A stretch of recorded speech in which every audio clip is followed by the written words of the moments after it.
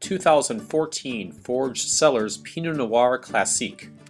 Hi, I'm David. And I'm Leah, and this is Wineforecaster. One of our favorite varietals is Pinot Noir. We've probably had more Pinot Noir than all the other wines that we've drunk together, right? So this will be an exciting wine to try, I'm sure. What is Pinot Noir?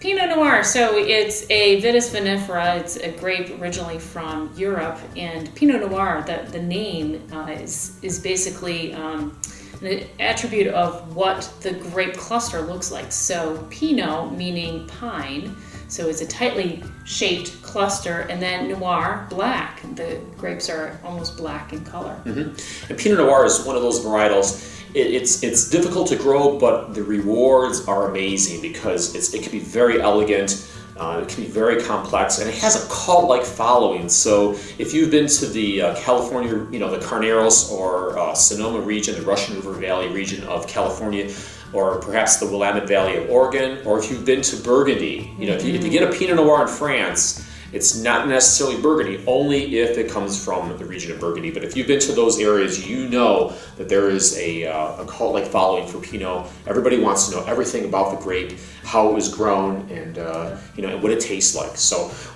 we're going to try to, we're going to check this one out and kind of compare it to those standards in a way, right? Yeah, so there's a lot of different standards to look at. First of all, certainly the nose and also the palate should be very similar to each other. Right. So starting with the fruits, what are you supposed to see?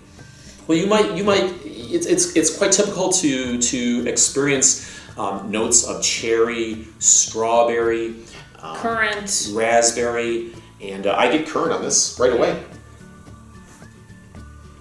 Has a lovely currant nose. I like that. Yeah, I get the currant in there too. So there's more of a wood or earthy component that you usually see in Pinots as well. So sometimes you get vanilla or toast or sometimes some spices with that. Right. I don't really get a strawberry component or a cherry component here, but I get more of that wood. Yeah, I do too. Definitely, kind of more of like a toasted oak type of a thing. And then there's kind of more the complex, yeah. When you run into these tobacco and earthy smells and spice aromas that really make up the bouquet of the Pinot. And again, I'm getting a little spice here. How about you? Yeah, I definitely get a little bit of spice in there. The taste will oftentimes be very reminiscent of the nose. So why don't we taste this? Yeah. So medium tannins, in my opinion. You definitely get that right in the beginning.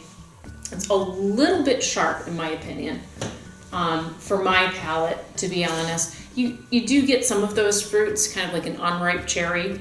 Your thoughts? Well, it's again, we can almost divide this into three general categories of Pinot when you're tasting it. The first type are the very fruit-forward ones, and those go really well with appetizers and, cheeses and stuff. And then you have the more medium-bodied ones with some light tannins, and those go really well. I think I would categorize this wine in that area. I would agree with that. And this wine would go quite well with some game meals, like pheasant, maybe even venison. Yep.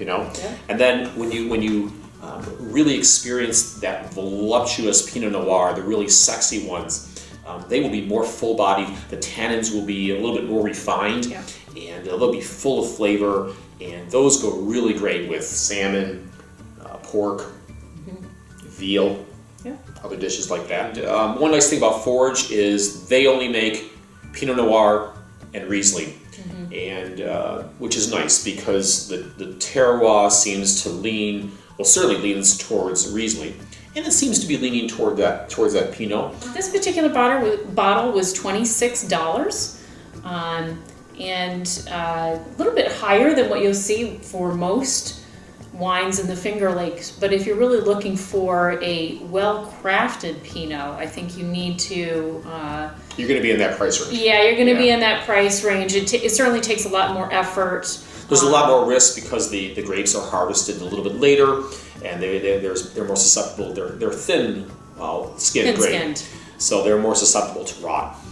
Rot, mildew, fungus, all those different types of things. And Yeah. that's just the beginning of the fickleness of Pinot. Well, Pinot's a good summer grape, and even though it's a little bit warm, it's still fun to drink. And you can pair this with a lot of different foods, so it's worth exploring, especially a Finger Lakes Pinot Noir.